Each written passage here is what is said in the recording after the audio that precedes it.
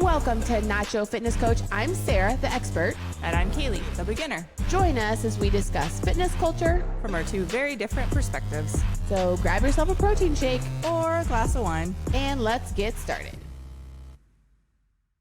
So Caleigh, guess what? What? We have a guest with us tonight, and he's in person. So you kind of already knew that. That's what he's here for. This is random guy that's sitting with us now in the podcast studio. So it's like, great. So through conversations in the gym, Nick Hochertz. Yep. And we've talked with Dane a lot at the gym. You know, we've had a chance to kind of chat. Out. They do Gym a little bros. bit. Gym bros. Is that an offensive term? I mean, we flex in the mirror afterwards, but yeah. Yeah, okay. Yeah. So, I mean, by definition, for sure. Yeah. Okay. And we were chatting one day about the podcast, and he's just full of a ton of great information. He's got a pretty decorated history. So I'm just going to run through it really quick so everyone can kind of get a chance to know Nick a little bit. So he was a West Point graduate, studied kinesiology. He's a judo national champion. So getting some of that in there, he's coached kids, women's to national championship teams. He's a commander, was a commander in the military, and has coached over 1,200 with the Army. Yep. Army soldiers. Do you say soldiers? Soldiers. Okay.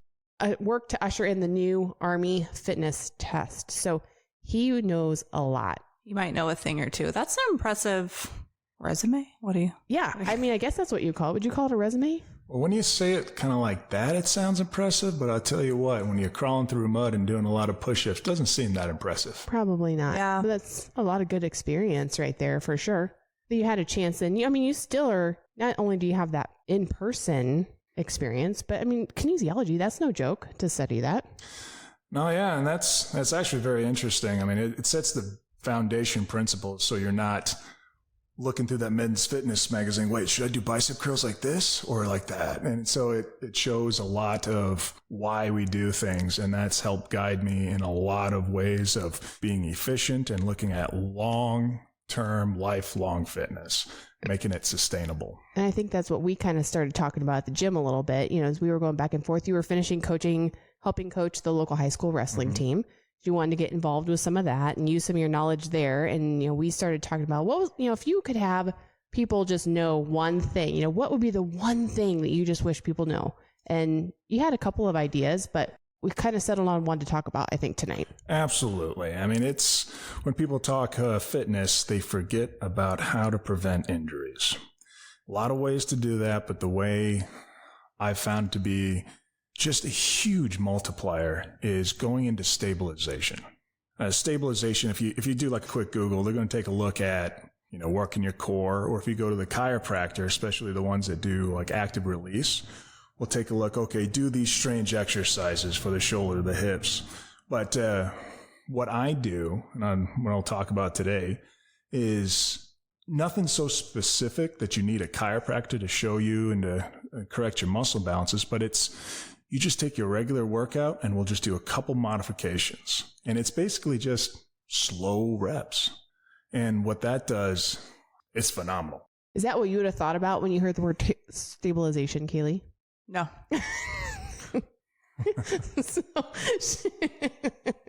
That's the direction that we're going to talk about. I'm game. So you can apply all this knowledge as you start transitioning from the body weight exercises, Right. which it still applies when you're doing body weight exercises. Absolutely. It's really kind of any activity. Just want to make sure you're nice and stable and how you do that. Oh, yeah. Right. And only people take a look at me like, stabilization, what are you doing? These weird like hip flexor movements that you don't really care about. They're really super isolated. But this is, if you do this right, it will be probably one of the hardest workouts you'll ever do. Oh. Are you game for that?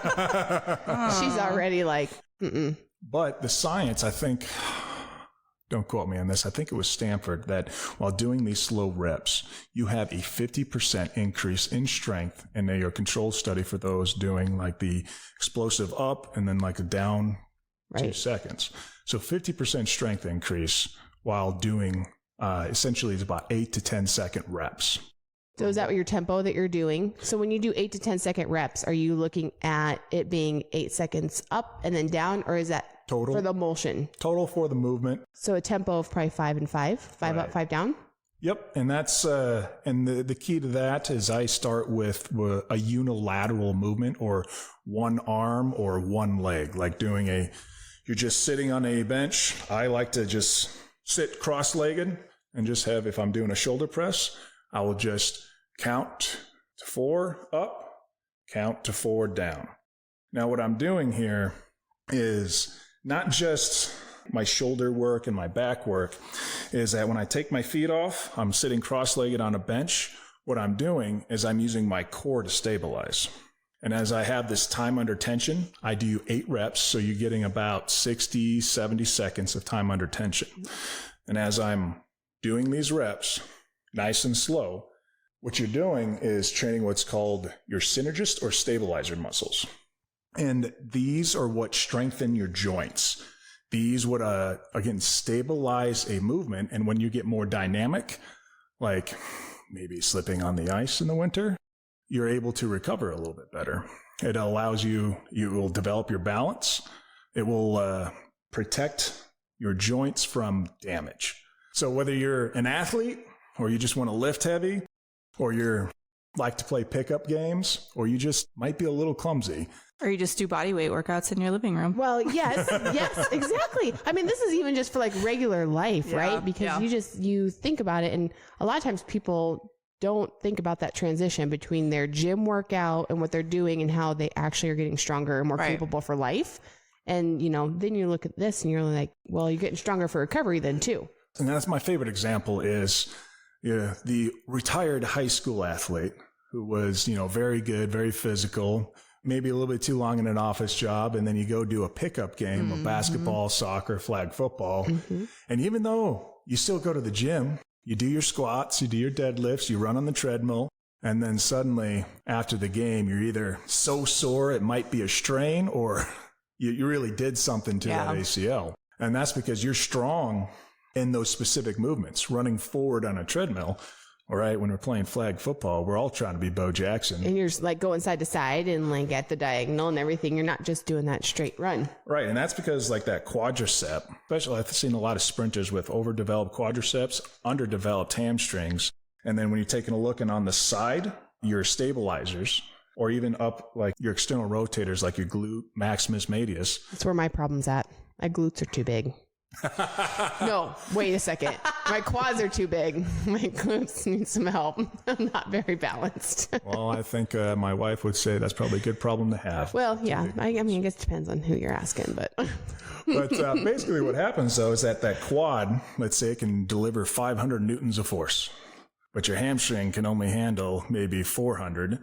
And then your stabilizers, those wee little things are doing about 50. And so when you do that dynamic cutting movement, your quad is generating all that force, and then suddenly you turn, and then that might be the sound of your ACL. Well, and I'll hear a lot too about people who are like, I go to the gym every day, and it was like, my workouts have been great. I'm really strong. I'm feeling really good. But then all of a sudden, I went to pick up my kid and I hurt my back. It's always that like life event that sets somebody into injury when they think they're doing all the right things in the gym. And then you're like, I'm strong, I'm capable. But those get you then. And then doing the slow reps also helps with muscle balancing. That's another key thing to injury prevention. And what this will help target, but I always recommend, like, if you have significant issues, talk with physical therapist or chiropractor. Oh, look, he included the disclaimer for us. So, all right, there we go. But is that it does help address imbalances. If you've ever seen someone, I know in the Army we had, our old physical fitness test was, we're going to do a bunch of push-ups in 2 minutes, bunch of sit-ups in 2 minutes, and 2-mile run. Well, the average soldier who didn't like to work out on his own time, guess what he didn't work? It's his back. And so what would happen is that you'd have overly developed chest muscles, and then it would pull your shoulders forward. Yep.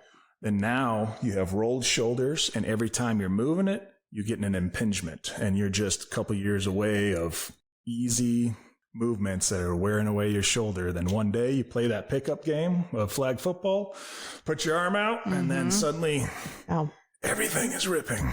Well, and I feel like that's also something that you see a lot for people that have desk jobs with sitting at the computer. You know, you start, like, if you really pay attention to your posture, if you're someone that's even on your phone or your computers or whatever, how quickly just through life, you start catching yourself like rolling your, we've talked about posture before. And Caleigh, you have that thing that you wear on your back, don't you? A posture corrector? Your little posture corrector. Cause it's just, it will happen even in regular life. Like all of the things that we're doing that we're like hunching forward and then our chest muscles, they're just getting tight because they're shortened all of the time as we're rolling over. So it doesn't have to be gym related or like push-up related. It's just a byproduct of life.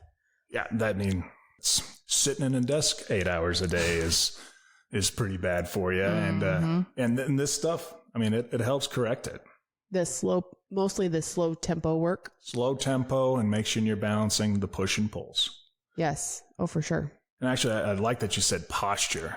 In the Army, we have the certification called Master Fitness Trainer. And you think like, oh, I'm going to go there like CrossFit and we're going to do 900 clean and jerks and we're going to show you how to do it once and you figure out the rest. It's like, no, it's 6 weeks of posture. Oh. Posture. We need that. I totally need that. I feel like much better posture. I don't know. I mean, it's crazy because I feel like when I was in like freshman high school, those few years where I grew a lot, I got really tall and I got almost like self-conscious about getting so tall above like everyone else so much faster. I feel like I just naturally kind of like try to shrunk yourself. I have tried to shrink myself for my whole, I know you should never dull your shine. What have I been doing my whole life? I've just been doing this all wrong for the last like 25 years. You know what? It's time to change that. Yep. Sarah, we're going to sit up straight. You're a firework. I'm a firework. You be a firework. Go unless your colors burst. Yeah, just go. Don't you dull that ever. All right, you told me so. Like, Nick said I should do it, so I'm gonna do it. I told you, sit up straight. I know. Well, I'm trying. I mean, I got this stool today where it's like this. I'm trying to sit. I'm sitting.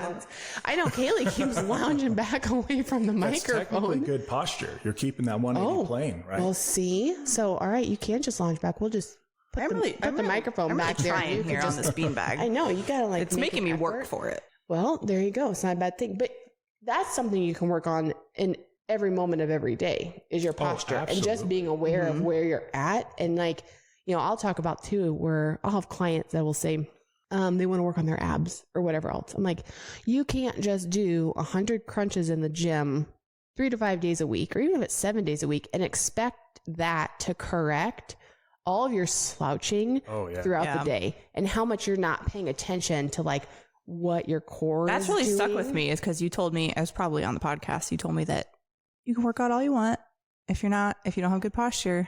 Yeah, if you're not paying attention. It's not necessarily the fitness related things that you pay attention to during the day. It's all the other stuff in between. Yeah. And they make if you're not sitting up straight, don't even work out. Don't bother. Yeah, right. That's right. Yeah, forget it. There we go. That's the summary for this episode. Cancels out. Cancel the gym. Cancel the membership. Like you don't need it until you make sure that you're paying attention. Sit up straight. Sit up straight. Pay attention to your posture. And here's a couple things that would kind of help with just sitting up straight, right? So how many sit-ups or just working right here on those abs do you think you do a week? 0. Because it's my least favorite thing ever to do. Well, I should be doing more. But that's like the one area where I'm like, that's not really any fun, you know? But how many should you do? For me, you know, people, you see like a lot of the bodybuilders, they'd be like, oh, I got biceps day. We're going to do biceps. Just a day dedicated to biceps or arms. I do 2 days dedicated to core work. Okay. Every week. For me, I mean, this is what's helped posture. Yeah. Well, right. If you're talking about sitting up straight, well, if you're not working the muscles, well, you're working at a deficit there. And one of the big things that I talk to, especially athletes, is that what's the muscle in your back called the erector spinae is one of the most important core muscles that helps your posture. And so a good test for this is that you just lay on the ground, stomach down, and you just lift your hands up. I've been doing those. We just talked about that. The Superman. She's like, I didn't know what this was. I did them with weights. You did? Oh, really? So 5-pound weights. That's a lot of weight. See, look at them. He's giving you the gold star, the high five. Good job. Yeah. Your 5-pound weights are coming in handy for something. I knew they'd come in handy someday. I will say is if you're struggling at 30 with no weight, make that a focus area. Because I know if you train it and you have a healthy spine, like being able to pump out 100 Supermans should be easy breezy. So what's an example then of like a core workout that you do?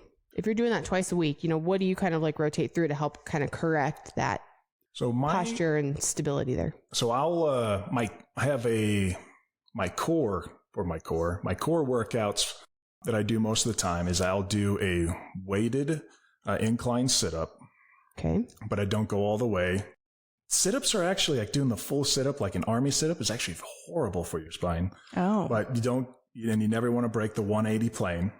Is it because you're curving in at the end? Right. Yeah. Right? You're not staying straight. Right. It's just like squatting below parallel with lots and lots of weight. Because what's happening is that your lower spines, where you have the semi-fused vertebrae, you're starting to pressure that. Yeah. Now, how is it weighted? Like you just hold a dumbbell? That's how it's weighted? I'll do like a barbell right here. Oh. But since I was a judo guy where we did a lot of throws, I have pretty strong abs. So I usually put like a small person on my chest to do sit-ups. A small person? Yeah. About. Does your wife help you with that? No, she just yells at me and throws stuff at me, telling me to work harder. She's really motivational. Hey, whatever gets the job done. Hey, whatever it takes. But then I like to do what we call ankles to the bar, where you grab the bar, then you do a quarter pull with your shoulders, especially if you have bad shoulders. Then I like to have my feet straight out and then bring them all the way up until your ankles touch the bar and slow it on down. And so that's working more of your hip flexor area. If you like the V, that will work the V. And of course, I do a rotation where I'm just on that incline bench and I'm doing nice and slow with a weight. And I do, and the glute ham developer, I will do weighted back extensions. Those are usually my go-tos, but I'll add in a lot of other stuff. Like Turkish get-ups are amazing for just full body balance, stabilization, and being able to work under weight. What? Do you know what that is? No. Oh, you know what? We should do a video of that. I need to bring a kettlebell home from the gym and we'll go downstairs and we'll teach you the Turkish get-up. Okay. That'd be kind of fun. Oh yeah. She's never done one. You're going to love it. See, I feel like I'm starting to realize I kind of like a lot of things like you don't like as far as like working. I love doing ab stuff. Yeah. I should love to do it more because my abs need some work. The cardio and the abs and core stuff. I love all that. We are opposites attract in so many ways. But I remember the first coach I had that he was teaching me the Turkish get up, and he was always kind of like a jokester and prankster, like just by personality. And he was like walking me through this. I'm like, you're making this up. Like there's no way this is a real thing. And he's like, nope, you got to do this and then move and you got to do this and you're standing up and then you're going back down. And I was like, there's no way that this is actually a real thing, but it is. And it's actually a really great, just over full body core exercise. And that's a functional movement, especially when you see in your military and law enforcement, you get knocked on your butt and that you have threat around, you need to be able to regain your feet.